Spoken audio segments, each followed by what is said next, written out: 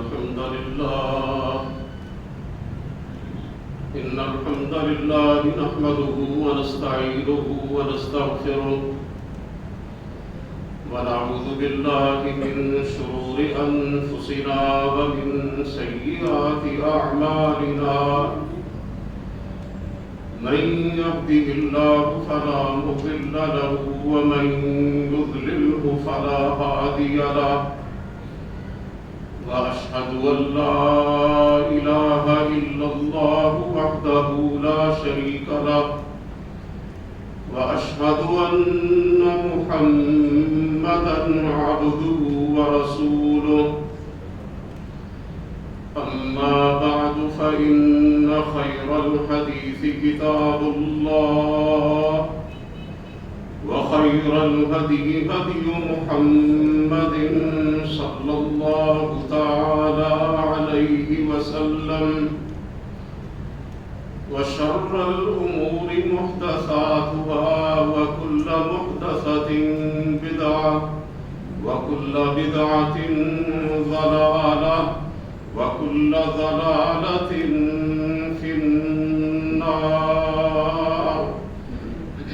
رب اشرح لي صدري ويسر لي أمري واحلل عقدة من لساني يفقهوا قولي أعوذ بالله السميع العليم من الشيطان الرجيم بسم الله الرحمن الرحيم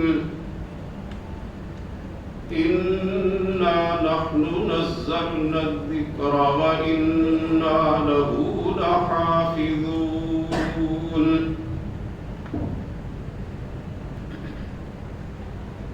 سب تعریفیں اللہ رب العالمین کے لیے ہیں، بے شمار درود و سلام نبی اقدس حضرت محمد رسول اللہ صلی اللہ علیہ وآلہ وسلم کی ذات گرامی پر، آپ کی آل طاہرہ اور آپ کے صحابہ کرام پر، اور قیامت تک آپ کی فرما برداری کرنے والے ہر مسلمان پر اللہ کی کروڑوں رحمتیں ہوں۔ حضرات محترم، جتنی بھی آسمانی الہامی کتابیں ہیں ان میں سے کوئی ایک بھی سوائے قرآن کریم کے اپنی اصلی حالت میں دنیا میں موجود نہیں ہے۔ کسی کتاب کا متن، اس کا ٹیکسٹ اس کے ماننے والوں کے پاس نہیں ہے، بلکہ صرف ان کے تراجم ہیں، اور ترجمے میں آپ جانتے ہیں کہ بات کچھ سے کچھ ہو جاتی ہے۔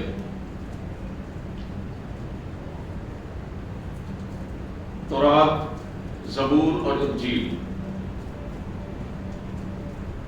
ان آسمانی کتابوں کی حفاظت کی ذمہ داری ان امتوں کے علماء پر ڈالی گئی تھی۔ انہوں نے اس ذمہ داری کو پورا نہ کیا، ان کتابوں کی اور ان کی تعلیمات کی حفاظت کا انتظام نہ کیا، جس کی وجہ سے یہ کتابیں دنیا سے مٹ گئیں۔ اور آج قرآن کریم کے علاوہ جس کتاب کے سب سے ماننے والے زیادہ تعداد میں دنیا میں موجود ہیں وہ انجیل ہے۔ عیسائی جو انجیل کو مانتے ہیں انہیں اتنا بھی معلوم نہیں ہے کہ یہ کتاب کس زبان میں اتری تھی، یعنی جب اتنا بھی علم نہیں کہ کتاب اتری کس زبان میں تھی تو پھر کوئی یہ کیسے کہہ سکتا ہے کہ یہ وہی کتاب ہے جو اللہ تعالیٰ نے حضرت عیسیٰ علیہ السلام پر اتاری تھی۔ قرآن کریم 1450 سال گزر جانے کے باوجود آج بھی دنیا میں اپنی اصل حالت میں محفوظ ہے، اور اس کے اندر ذرہ برابر بھی تبدیلی نہیں ہوئی اور نہ قیامت تک ہوگی۔ اس کا سبب یہ ہے کہ اس کی حفاظت کا ذمہ اللہ رب العالمین نے لیا ہے۔ قرآن کریم کی جو آیہ مبارکہ میں نے آپ کے سامنے پڑھی ہے، اس پہ اللہ ارشاد فرما رہے ہیں اِنَّا نَحْنُ نَزَّلْنَا الذِّكْرَ وَإِنَّا لَهُ لَحَافِظُونَ، کہ اس قرآن کو نازل کرنے والے بھی ہم ہیں اور اس کی حفاظت کرنے والے بھی ہم ہیں۔ اور یہ بات ہر مسلمان کے ایمان کا حصہ ہے کہ جس چیز کی حفاظت کا ذمہ اللہ کا الحاکمین لے لیتے ہیں، پھر دنیا کی کوئی طاقت اسے کسی طرح کا بھی کوئی گزند اور نقصان نہیں پہنچا سکتی۔ اللہ کا الحاکمین نے اپنے پیارے پیغمبر جناب محمد کریم علیہ السلام کے بارے میں ارشاد فرمایا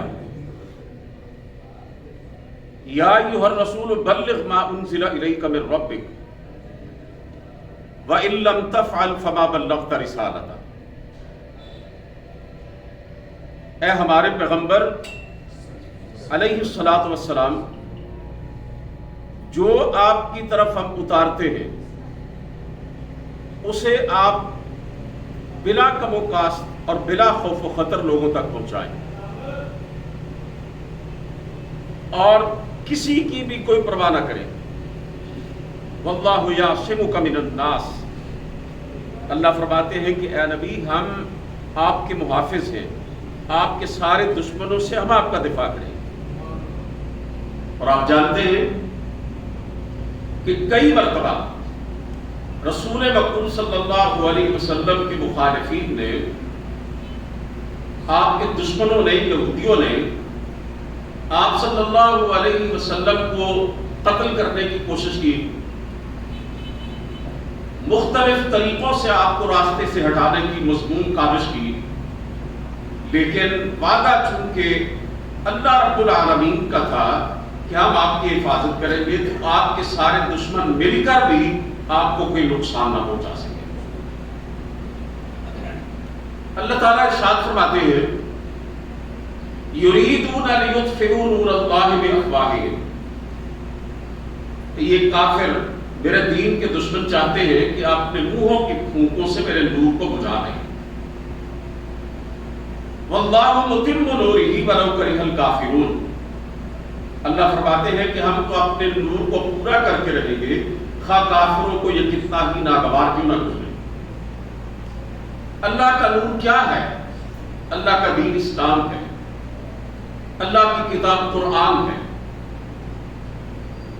ابتدا سے لے کر آج تک اسلام کے اور قرآن کے سارے دشمن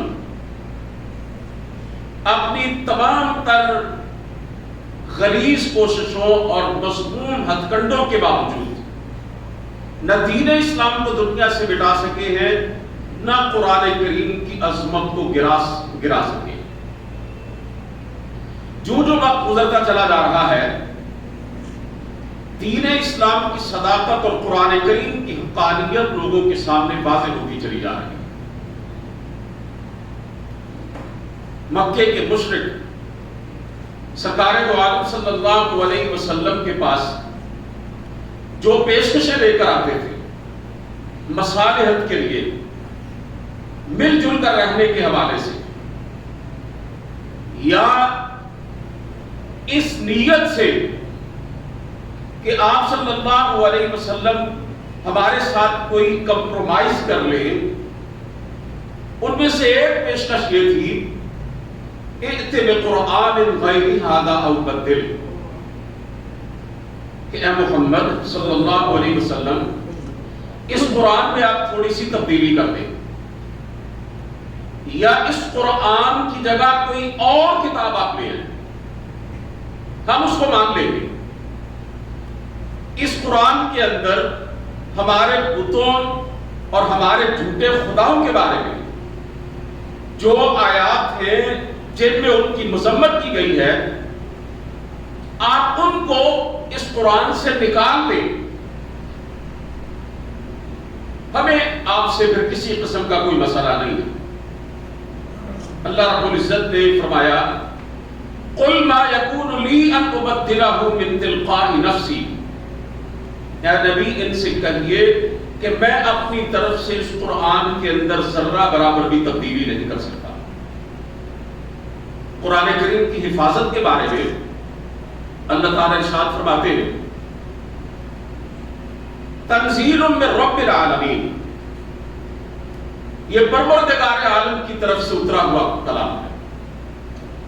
وَلَوْ تَقَبَّلَ عَلَيْنَا بَعْضَ الْأَقَاوِيلِ، اور لوگوں ہم تمہیں سمجھانے کے لیے قرآن کریم کی حفاظت کی ذمہ داری چونکہ ہم نے لی ہے اور ہمارا اعلان ہے کہ ہم اس کے نگہبان ہیں، یہ بات تمہارے ذہنوں میں اتارنے کے لیے اور قرآن کریم کی عظمت تمہیں بتلانے کے لیے یہ اعلان کر رہے ہیں کہ فرض کرو اگر ہمارا پیغمبر بھی اپنی مرضی سے ہمارے اس کتاب کے اندر کوئی تبدیلی کر دے لَأَخَذْنَا مِنْهُ بِالْيَمِينِ ثُمَّ لَقَطَعْنَا مِنْهُ الْوَتِينَ، ہم پوری قوت سے اپنے نبی کو پکڑیں گے اور پھر اپنے پیغمبر کی شہرت کاٹ کے رکھ دیں گے۔ میرے بھائیوں، اس سے بڑا اور اس سے زیادہ باشگاف اعلان اللہ رب العزت کی طرف سے اور کیا ہو سکتا ہے؟ اللہ تعالیٰ نے اپنے نبی کی مثال دی کہ میرا پیغمبر بھی اپنی طرف سے اس کتاب کے اندر تبدیلی کرنے کا مجاز نہیں ہے، پھر دنیا کسی اور طاقت کے اندر اتنی جرأت کہاں سے آ سکتی ہے کہ وہ ہماری اس کتاب کے اندر کسی قسم کا کوئی رد و بدل کر دے۔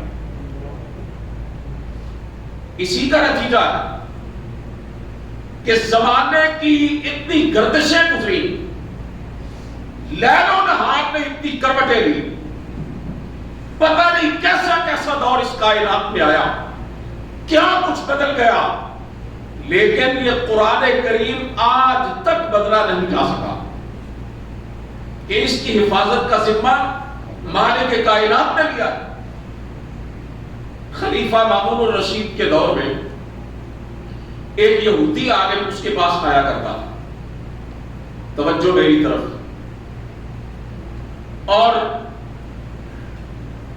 خلیفہ اسے کئی بار اسلام کی دعوت دے چکا تھا لیکن اس نے قبول نہ کی۔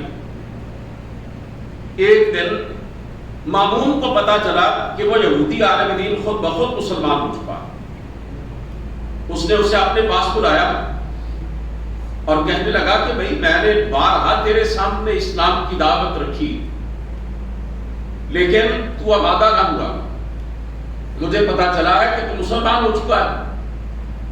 کہنے لگا جی بالکل ٹھیک ہے۔ خلیفہ نے پوچھا کہ اس کا سبب کیا بنا؟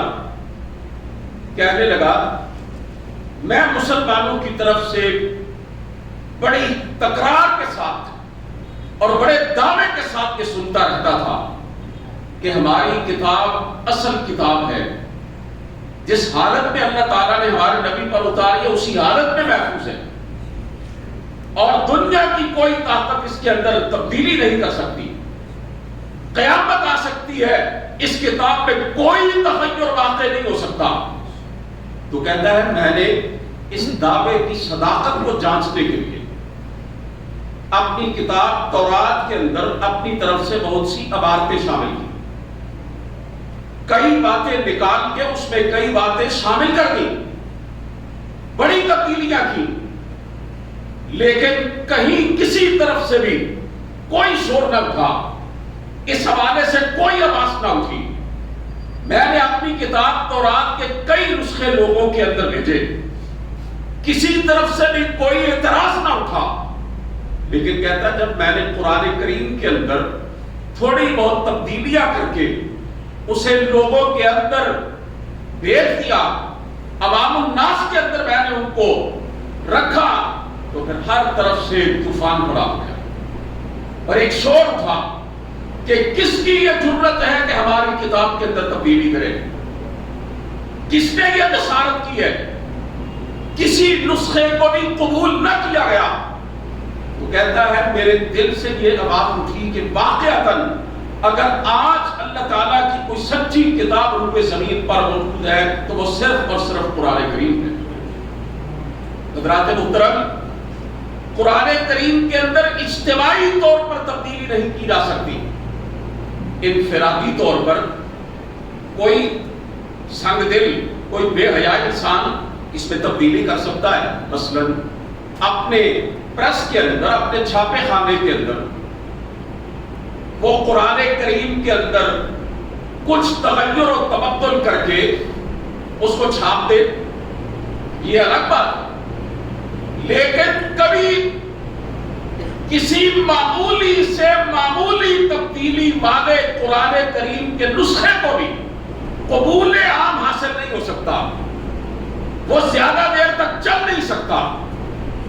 قرآن کریم کے نزول کے دور میں جو اس کے دشمن تھے انہوں نے بھی اپنی پوری کوشش کر لی، کامیاب نہ ہوئے، اور آج کے دور کے قرآن کریم کے جو دشمن ہیں انہوں نے بھی اپنی پوری طاقت اور قوت صرف کر لی ہے، لیکن قرآن کریم کو بدل نہیں سکے۔ اسرائیل نے گزشتہ 20 سال پہلے قرآن کریم کا اپنی طرف سے ایک نسخہ بنایا، بہت سی آیات نکال کے اپنی طرف سے تحریریں شامل کی اور اسے ٹرو فرقان کا نام دے کر دنیا کے اندر پھیلایا، انٹرنیٹ پر بھی اس کو ریلیز کیا، لیکن قرآن کریم کی صداقت اور حفاظت پر کوئی حرف نہ آیا۔ اسرائیل اپنے سرپرست امریکہ کے ساتھ مل کر اس معاملے میں ذرہ برابر بھی کامیابی حاصل نہ کر سکا۔ قرآن کریم کی جو آیت مبارکہ میں نے آپ کے سامنے پڑھی ہے، اس میں اللہ کا محاکمین ارشاد فرما رہے ہیں کہ میرے قرآن کے یہ دشمن اپنی غلیظ کاوشوں اور اپنے مسموم ہتھ کنڈوں میں ناکام ہو چکے ہیں۔ قرآن کریم کے اندر کوئی یہ تبدیلی نہیں کر سکے، اس کو مٹا نہیں سکے۔ اب انہوں نے ایک اور طریقہ شروع کر دیا ہے۔ اللہ فرماتے ہیں وَقَالَ الَّذِينَ كَفَرُوا لَا تَسْمَعُوا لِهَذَا الْقُرْآنِ وَالْغَوْا فِيهِ لَعَلَّكُمْ تَغْلِبُونَ۔ کہ یہ کافر کہتے ہیں لوگوں سے، عوام سے، اس قرآن کو سنا نہ کرو، کان بند کر دیا کرو اپنے، اور جب یہ پڑھا جائے تو پھر شور بپا کر دیا کرو، طوفان بدتمیزی کھڑا کر دیا کرو، ہنگامہ کر دیا کرو اس قرآن کی تلاوت اور قرات کے دوران، شور و شغب بپا کر دیا کرو تاکہ لوگ قرآن کریم سن نہ سکے، ان کی سماعتوں تک اس کی آواز پہنچ نہ سکے۔ لعلکم تغلبون، تاکہ تم غالب آ جاؤ، نہ لوگ قرآن کریم سن سکے اور نہ اسلام قبول کر سکے۔ اللہ تعالیٰ نے آگے فرمایا فَلَنُذِيقَنَّ الَّذِينَ كَفَرُوا عَذَابًا شَدِيدًا وَلَنَجْزِيَنَّهُمْ أَسْوَأَ الَّذِي كَانُوا يَعْمَلُونَ۔ ہم اپنے قرآن کے دشمنوں کو سخت عذاب سے دوچار کریں گے، شدید سزا ان کو دیں گے، اور جو ان کے اعمال بد ہیں ان کی بدترین جو عذاب ہے، جو سزا ہے، اس سے ہم ان کو گزاریں گے۔ ذَلِكَ جَزَاءُ أَعْدَاءِ اللَّهِ النَّارُ لَهُمْ فِيهَا دَارُ الْخُلْدِ جَزَاءً بِمَا كَانُوا بِآيَاتِنَا يَجْحَدُونَ۔ اللہ فرماتے ہیں یہ ہمارے دشمنوں کی سزا ہے، یعنی قرآن کریم کی اس آیت میں اللہ رب العزت قرآن کریم کے دشمنوں کو اپنے دشمن قرار دے رہے ہیں۔ واضح طور پہ اللہ فرما رہے ہیں جو ہمارے قرآن کے خلاف جنگ کرتا ہے ہم اس کے خلاف جنگ کرتے ہیں، جو ہمارے قرآن کے خلاف آتا ہے ہم اس کے مقابل آتے ہیں، جو ہماری کتاب کی عظمت کو گرانے کی کوشش کرتا ہے ہم دنیا میں اسے ذلیل و رسوا کر کے رکھ دیتے ہیں، اور آخرت میں بدترین عذاب اس کا مقدر ہوگا۔ اللہ تعالیٰ نے قرآن کریم کے مخالفوں کو اپنے مخالف قرار دیا، اور جو اللہ تعالیٰ کا دشمن ہے کیا اللہ تعالیٰ کے مقابلے میں کبھی کوئی جیت سکا ہے؟ فرمایا ذَلِكَ جَزَاءُ أَعْدَاءِ اللَّهِ النَّارُ لَهُمْ فِيهَا دَارُ الْخُلْدِ۔ یہ ہمارے دشمن، ہمارے قرآن کے یہ دشمن ان کی سزا یہ ہے کہ جہنم میں ہمیشہ ہمیشہ کے لیے رہیں گے. جزاء بما كانوا بآیاتنا یجحدون. یہ ہماری آیات کا انکار کرتے ہیں, ہمارے قرآن سے جھگڑتے ہیں. حضرات محترم, قرآن کریم کے جتنے بھی دشمن ہیں 1400 سال کے عرصے کے اندر تاریخ یہ بتلاتی ہے کہ ذلت اور رسوائی ان کا مقدر بنی ہے, اور دنیا میں ہی اللہ تعالیٰ نے انہیں عذاب کا اور عبرت کا نمونہ بنا کے لوگوں کے سامنے پیش کیا. آج سے 100 سال پہلے کی بات ہے, روس کے اندر سے قرآن کریم کا ایک نسخہ ملا تھا, اور روس ایک ایسا ملک ہے کہ جس میں قرآن کریم کے نسخے کے داخلے پر پابندی تھی. جب روس کا انقلاب آیا تھا, مسجدوں کو تالے لگا دیے گئے تھے, مدرسے بند کر دیے گئے تھے. قرآن کریم کے نسخے روس کے اندر پہنچنا ناممکن تھا ان کا. روس کے مسلمان, چیچینیا کے مسلمان اپنے بچوں کو قرآن کریم کس طرح سکھاتے تھے؟ زبانی جو آیات ان کو حفظ تھیں وہ اپنے بچوں کے سامنے بیٹھ کے پڑھتے تھے. کھانا کھلاتے تو انہیں قرآن کریم سکھاتے, لوریاں دیتے تو ان کو قرآن کریم سکھلاتے. دنیا کا واحد ملک تھا رشیا کہ جہاں پر قرآن کریم کا ایک بھی نسخہ موجود نہیں تھا.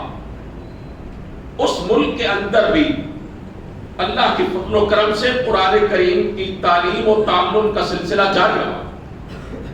اور روس ایک ایسا ملک کہ جس کے حکمران اللہ تعالیٰ کے بھی منکر, اللہ کی ذات کو بھی نہیں مانتے تھے, کیمونسٹ, اللہ کے رسول کے بھی منکر, قرآن کریم کے بھی منکر, دین اسلام کے دشمن.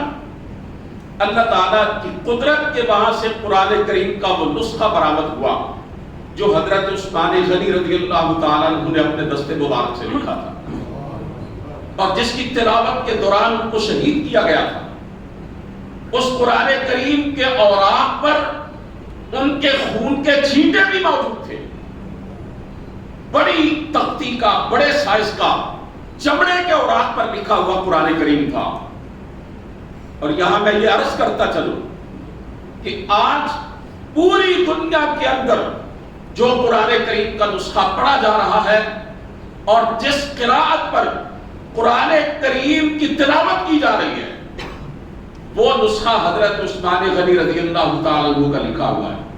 اپنے ہاتھ سے انہوں نے تحریر کیا تھا, اور اسی لیے حضرت عثمان غنی رضی اللہ تعالیٰ عنہ کو ناشر القرآن بھی کہا جاتا ہے, جامع القرآن بھی کہا جاتا ہے. وہ قاری القرآن بھی تھے, محب قرآن بھی تھے. ساری زندگی قرآن کریم پڑھتے رہے, بلا ناغہ اس کی تلاوت کرتے رہے, اللہ سے رو رو کے یہ دعائیں کرتے رہے, یا اللہ میری زندگی میں وہ دن کبھی نہ لانا جب میں تیرے قرآن کی تلاوت نہ کروں. آج ذوالحجہ کی 18 تاریخ ہے, اور آپ کے علم میں ہوگا ذوالحجہ کا یہ دن, اس مہینے کی یہ تاریخ حضرت عثمان غنی رضی اللہ تعالیٰ عنہ کی مظلومانہ شہادت کی یاد دلاتی ہے. آج کی تاریخ میں ان کو باغیوں نے بڑے ہی المناک انداز کے ساتھ شہید کیا تھا. قرآن کریم کی تلاوت کر رہے تھے, ان کے سینے میں لوہے کی سلاخیں اتاری گئی, خون کا فوارہ نکلا تو قرآن کریم کے اوراق پر پڑا. اور حضرت عثمان غنی رضی اللہ تعالیٰ عنہ جب گائل ہو کر گرے تو قرآن کریم کے اوراق پر گرے, قرآن کریم کے دامن میں گرے, اور ایسے لگتا تھا کہ جیسے وقت آخر قرآن نے عثمان کو اور عثمان نے قرآن کو گلے لگایا ہوا ہے, دونوں آپس میں ملے ہوئے. اور روز قیامت کوئی شہید اللہ کی بارگاہ میں آئے گا, اس کی شہادت کی گواہی مٹی کے ذرات دے دے. کسی شہید کی شہادت کی گواہی خون گریبان دے گا, کسی شہید کی شہادت کی گواہی تیروں کمان دے گا. عثمان وہ منفرد اور مظلوم شہید ہوگا جس کی شہادت کی گواہی اللہ کا قرآن دے گا. قرآن کریم کے اوراق جس عثمان کی شہادت کے گواہ ہیں وہ عثمان تاریخ اسلام کے اندر جامع القرآن کہلاتا رضی اللہ تعالیٰ عنہ۔ اگر وہ چاہتے ایک اشارہ کرتے، جو چند شرپسند تھے اور فتنہ پرور تھے ان کا نام و نشان تک مٹ سکتا تھا، لیکن حضرت عثمان غنی رضی اللہ تعالیٰ عنہ کا کہنا تھا اس حالت میں بھی کہ جب حضرت علی مرتضیٰ رضی اللہ تعالیٰ عنہ نے اپنے بیٹوں حضرت حسن اور حضرت حسین رضی اللہ تعالیٰ عنہما کو ان کے دروازے پر مقرر کیا تھا کہ تم نے حفاظت کرنی ہے حضرت عثمان غنی رضی اللہ تعالیٰ عنہ کی، کبار صحابہ اکرام نے ان کے پاس آ کے کہا تھا آپ حکم دیں، یہ تھوڑے سے باقی ہیں، یہ چند ایک فتنہ پرور ہیں، ہم ان کو اڑا کے رکھ دیتے ہیں، ہم ان کو اپنی تلواروں کی نوکوں پہ رکھتے، لیکن حضرت عثمان غنی رضی اللہ تعالیٰ عنہ نے کہا کہ نہیں، میں اپنی جان کی حفاظت کے حوالے سے اپنے نبی کے شہر کے اندر انسانی خون کا ایک قطرہ بھی بہانے کے لیے تیار نہیں۔ اس لیے تاریخ اسلام میں یہ بھی ایک بڑی مظلومانہ شہادت ہے حضرت عثمان غنی رضی اللہ تعالیٰ عنہ۔ اور آج حفاظت قرآن کے حوالے سے میں آپ کے سامنے بات کر رہا ہوں تو میرے عزیزوں اتفاق ہے کہ اسی موضوع کو بیان کرتے ہوئے حضرت عثمان جامع القرآن رضی اللہ تعالیٰ عنہ کی فضیلت پر بھی روشنی پڑی اور ان کی شہادت کا بھی اختصار کے ساتھ تذکرہ آ چکا۔ قرآن کریم میں عرض کر رہا تھا روس کے شہر سے ملا، اللہ چاہتے مکے سے مل جاتا قرآن کریم کا نسخہ، مدینے سے مل جاتا، جہاں پہ قرآن نازل ہوا ان بستیوں سے مل جاتا، پاکستان سے مل جاتا، افغانستان سے مل جاتا، کسی اور اسلامی ملک سے مل جاتا۔ روس سے وہ نسخہ کیوں ملا؟ وہ 1400 سال پہلے کا لکھا ہوا حضرت عثمان غنی کے ہاتھ کا تحریر کیا ہوا وہ روس سے کیوں ملا؟ اللہ تعالیٰ نے ان ظالموں کے سامنے اپنے قرآن کی صداقت اور حقانیت کا اعلان کیا، قرآن کریم کی حفاظت کا لوہا منوایا کہ روس کے رہنے والوں اور روس کے حکمرانوں، تم ہمیں بھی نہیں مانتے، ہمارے نبی کو بھی نہیں مانتے، ہمارے قرآن کو بھی نہیں مانتے، ہمارے نظام اسلام کو بھی نہیں مانتے، کچھ بھی نہ مانو، لیکن تمہیں یہ ماننا پڑے گا کہ آج کا قرآن جو مسلمان پڑھتے ہیں وہی ہے جو ہم نے اپنے پیغمبر کے قلب اطہر پر گزارا تھا۔ 1400 سال پہلے کا لکھا یہ قرآن کریم آج کے قرآن کریم کے نسخے کے ساتھ ملاؤ اور ایک زبر زیر یا شوشے یا نقطے کی بھی کوئی کمی بیشی نکال کے دکھاؤ اسے۔ اور میرے عزیزوں یہ سورج اپنا راستہ چھوڑ سکتا ہے، چاند پہ نور ہو سکتا ہے، ستارے ٹوٹ سکتے، زمین و آسمان کا نظام تہوبالا ہو سکتا ہے، قیامت آ سکتی ہے، یہ دنیا کا نظام زیر و زبر ہو سکتا ہے، لیل و نہار کی گردشیں جتنی چاہے آگے چلی جائے اور زمانہ جتنا چاہے بدل جائے، کعبے کے رب کی قسم ہے دنیا کی ساری طاغوتی قوتیں مل کر بھی قرآن کریم کے اندر ذرہ برابر بھی تبدیلی نہیں کر سکتی۔ یہ ہمارے ایمان کا حصہ ہے۔ اور اللہ تعالیٰ نے اپنے کتاب کی حفاظت کا ایک عجیب انداز اختیار فرمایا۔ ایک آیت ہے قرآن کریم میں اور بڑی ایمان افروز آیت ہے، فرمایا بل هو آیات بینات فی صدور الذین اوتوا العلم۔ اللہ تعالیٰ نے یہ نہیں فرمایا کہ میرا یہ قرآن کریم کاغذوں پہ لکھا ہوا ہے، مجلد صورت میں موجود ہے، نسخوں کی صورت میں موجود ہے۔ اللہ فرما رہے ہیں کہ یہ وہ آیات ہیں، روشن آیات، واضح آیات، جو ان لوگوں کے سینوں کے اندر محفوظ ہیں جن کو ہم نے علم عطا فرمایا۔ اس آیت کا ترجمہ سن کے آپ کچھ سمجھیں؟ فرمایا بل ہوا آیات بینات، یہ تو وہ آیات بینات ہیں قرآن کریم کی، فی صدور الذین اوتوا العلم، جو ان لوگوں کے سینوں کے اندر محفوظ ہے جن کو ہم نے علم عطا فرمایا۔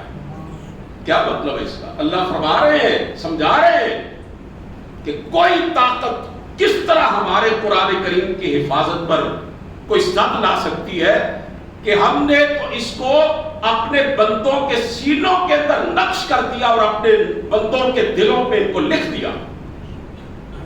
آج آپ کو 8-8 10-10 سال کے چھوٹے چھوٹے بچے ایسے ملیں گے جن کو قرآن کریم اتنا اچھی طرح یاد ہے اور اتنا زبردست طریقے سے ان کے ذہن میں محفوظ ہے. الحمدللہ رب العالمین سے لے کر من الجنۃ والناس تک بغیر غلطی کے سنا سکتے ہیں. انگریز جب بر صغیر پر حکمران تھا تو اسلام اور قرآن کے دشمن نے مشورہ دیا تھا اپنی سرکار کو کہ مسلمانوں کے اندر جب تک 4 باتیں موجود ہیں تم ان کو مٹا نہیں سکتے. ایک قرآن کریم، دوسرا حج، تیسرا جہاد، اور ایک اور چوتھی چیز کا بتلایا گیا تھا کہ یہ 4 چیزیں موجود ہیں تم ان کو مٹا نہیں سکتے. اور انگریز نے اپنے دور اقتدار میں پتہ نہیں کتنے ہزاروں حافظ اور قاریوں کو سولیوں پر لٹکایا تھا. علماء کو بہت بڑی تعداد میں پھانسی دی تھی. قرآن کریم کے نسخوں کو اٹھایا تھا، ان کو تلف کیا تھا. مسجدوں اور مدرسوں سے قرآن مجید کے نسخے زبردستی اٹھا کر ان کو ضائع کیا تھا. اور تاریخ میں یہ واقعہ موجود ہے. انگریز کا ایک ہرکارہ اور ایک ایجنٹ اسی مضمون کے ارادے سے ایک مسجد میں گیا کہ قرآن کریم کے نسخوں کو اٹھائے انہیں ضائع کرے.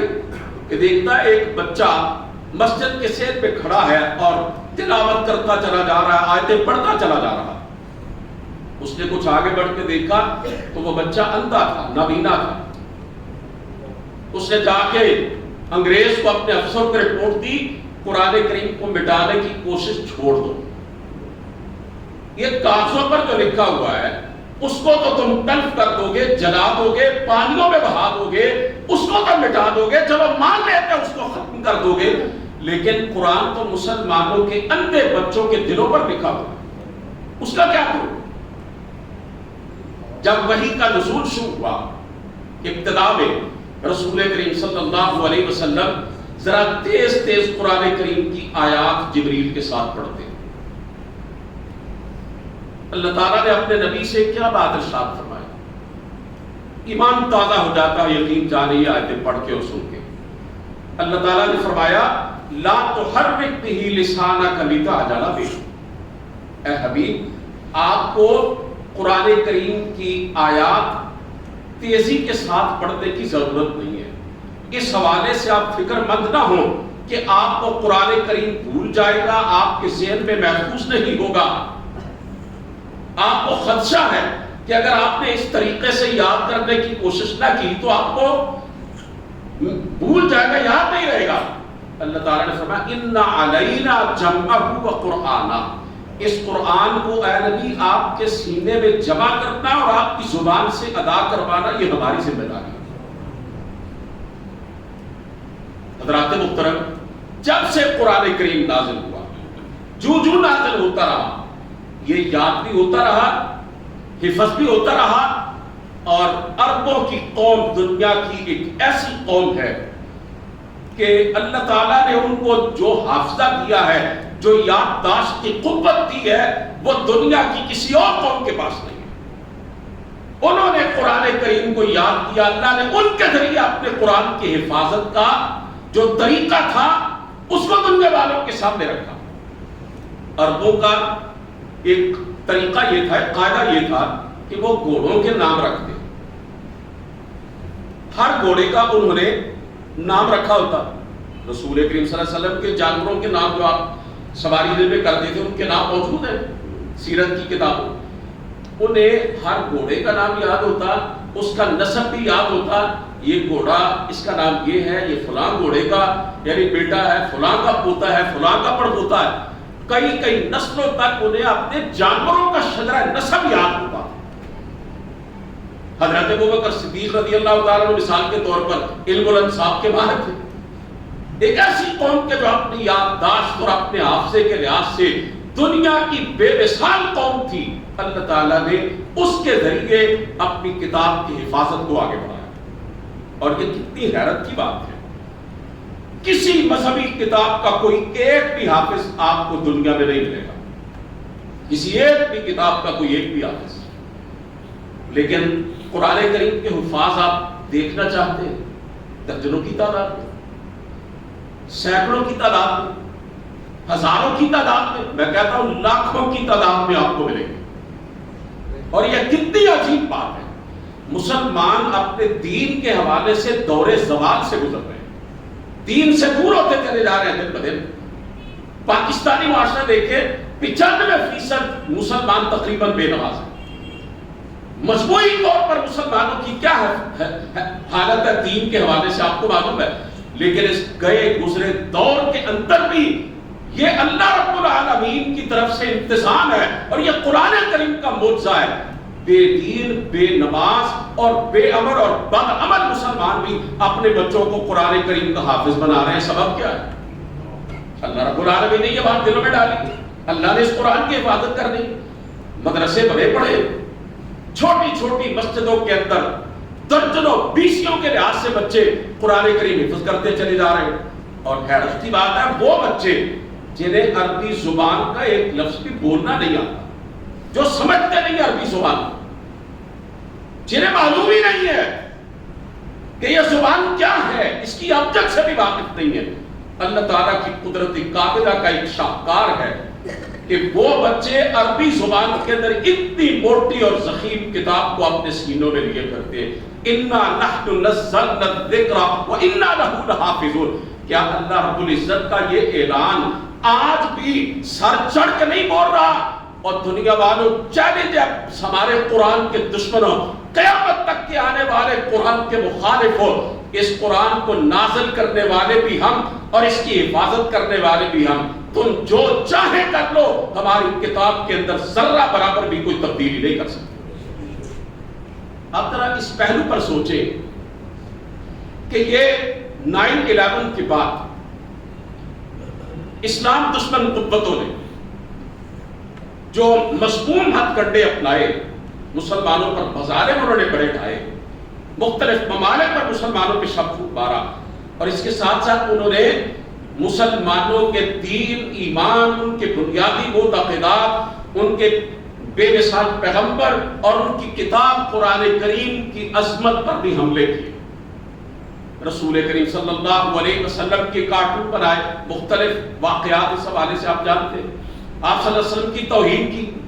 قرآن کریم کو امریکہ کے اندر جلایا گیا، ناروے کے اندر جلایا گیا، ڈنمارک کے اندر جلایا گیا، اور ابھی عید الاضحیٰ کے دن مسجد کے سامنے حکومت کی سرپرستی میں اور عدالت کی اجازت سے قرآن کریم کے نسخے کو نظر آتش کیا گیا۔ اس کا سبب کیا ہے؟ کبھی آپ نے سوچا کہ آخر قرآن کریم سے اتنی دشمنی کیوں آئی؟ میرے عزیزوں، یہ ان کے اندر کا بغض ہے اور ان کا احساس کمتری ہے جس کا یہ اظہار کرتے ہیں۔ ان کو اچھی طرح معلوم ہے کہ قرآن کریم ہی دنیا کے اندر اللہ کی سچی کتاب، اور ہم جس کتاب کے ماننے والے ہیں وہ تبدیل شدہ کتاب ہے اور وہ اللہ کے نبی پر اتری ہوئی اصل کتاب نہیں ہے۔ اور دوسرا سبب یہ ہے کہ رسول کریم صلی اللہ علیہ وسلم کے دور کے جو اسلام کے دشمن تھے، انہوں نے جو طریقہ اختیار کیا تھا لوگوں کو دین اسلام سے روکنے کے لیے، وہ ابھی میں نے آپ کے سامنے آیتیں پڑھی ہیں۔ انہوں نے کہا کہ جب قرآن پڑھا جائے سنا نہ کرو، اور اگر لوگ سنے تو اس کے اندر شور بپا کر دیا کرو، ہنگامہ کھڑا کیا کرو، بدتمیزی کیا کرو تاکہ لوگ سن نہ سکے۔ اس کا نتیجہ کیا ہوگا؟ لعلکم تغلبون، نہ لوگ قرآن سنیں گے، نہ سمجھیں گے، نہ دین اسلام کو قبول کریں گے، نہ مسلمان بنیں گے، تم غالب رہو گے، مسلمان مغلوب ہوں گے۔ یہ اسلام کا جو آج کا دشمن ہے نا، وہ بھی یہ دیکھ رہا ہے کہ قرآن کریم کے انگریزی ترجمے والے نسخے ہماری نوجوان نسل خرید رہی ہے، اسے پڑھ رہے ہیں یہ ہماری یوتھ، ہماری نوجوان نسل، لڑکے اور لڑکیاں کالج اور یونیورسٹیوں میں پڑھنے والے، اور وہ دڑا دڑ اسلام قبول کر رہے ہیں۔ یورپ کے سارے ملکوں کے اندر اسلام جو پھیل رہا ہے اس کا سب سے بڑا سبب ہی قرآن کریم ہے. انہوں نے جتنا زیادہ پروپیگنڈا کیا نا اسلام کے خلاف، پیغمبر اسلام کے خلاف اور قرآن کریم کے خلاف، ان کے اپنے لوگوں خاص طور پر نوجوانوں کے ذہنوں میں یہ سوال اٹھا ہے کہ 1450 سال پہلے مسلمانوں کے نبی دنیا میں آئے، ان کی کتاب بھی اتری، 1450 سال کا عرصہ گزر گیا، یہ ہمارے بڑے، ہمارے حکمران، یہ ہمارے لیڈر اور یہ ہمارے مذہبی رہنما، آخر ان کو کیا ہوا ہے؟ یہ مسلمانوں کے نبی اور مسلمانوں کی کتاب کے ساتھ ایسا سلوک کیوں کر رہے ہیں؟ وجہ کیا ہے آخر؟ اس تجسس کے اندر انہوں نے، ان کی نوجوان نسل نے رسول کریم صلی اللہ علیہ وسلم کی سیرت طیبہ پر مشتمل کتابیں خریدی، لائبریریوں سے لی، انگریزی ترجمے والے قرآن کریم کے نسخے پڑھے اور انہوں نے اسلام قبول کر لیا. ابھی میرا ایک شاگرد 3-4 ماہ پہلے ادھر مسجد میں آیا تھا، میں نے اس سے کہا تھا کہ ذرا بتلاؤ میرے بھائیوں کو کہ تم نے اسلام کیوں قبول کیا، سبب کیا تھا؟ اس نے کہا قرآن کریم کی ایک سورت جب میں نے پڑھی اور اس کا ترجمہ پڑھا تو مجھے اپنے دین مسیحیت کے اندر کسی قسم کی کوئی سچائی نظر نہیں آئی.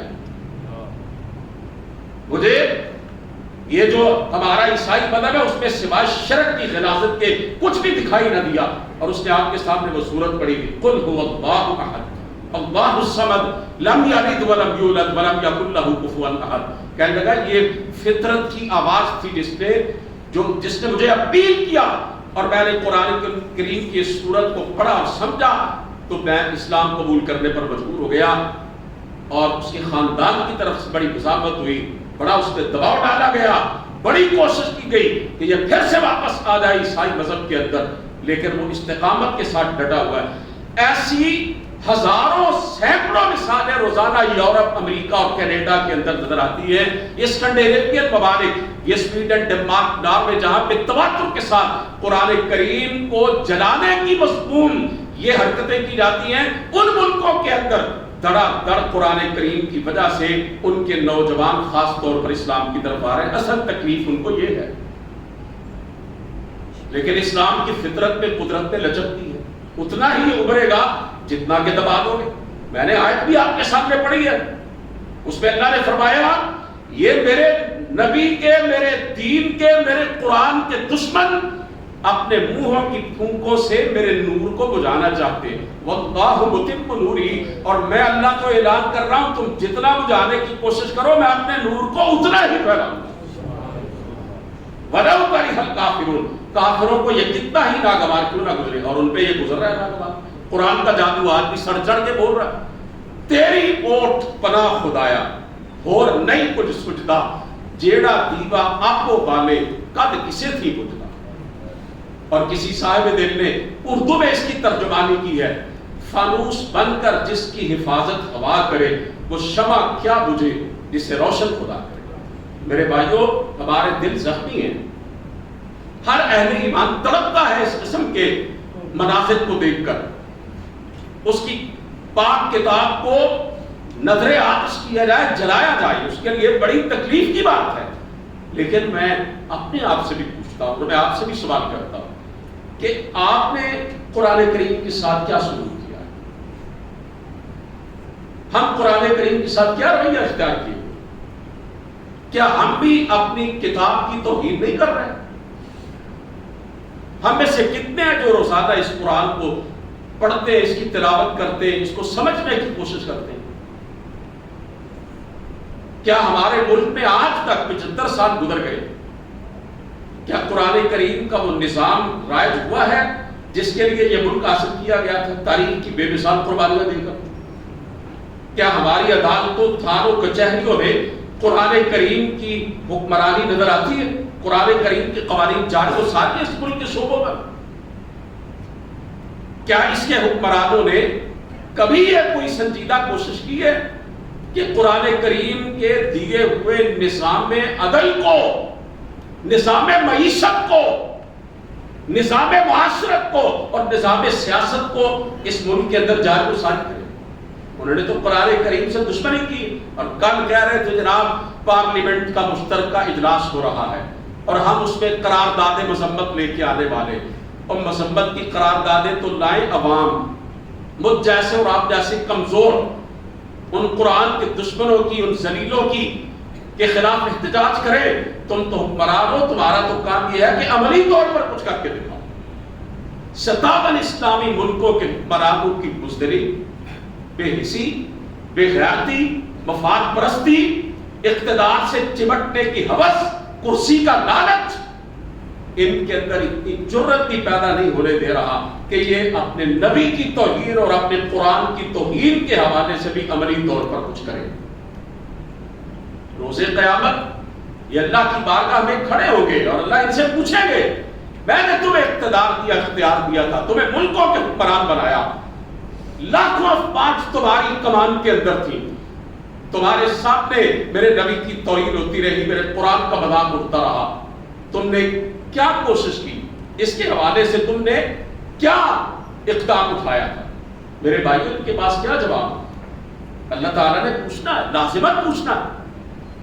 تو ہمیں چاہیے کہ ہمارے دشمن، کہ ہمارا دشمن اصل میں وہ ہے جو ہمارے نبی کا دشمن ہے، جو ہمارے دین کا دشمن ہے، جو ہمارے قرآن کا دشمن ہے. یہ دشمن جس طرح قرآن کریم کے حوالے سے یہ رویہ اختیار کیے ہوئے ہیں، ہمیں کیا چاہیے کہ ہم اتنا ہی قرآن کریم سے محبت کا ثبوت دیں، قرآن کو سینے سے لگائیں.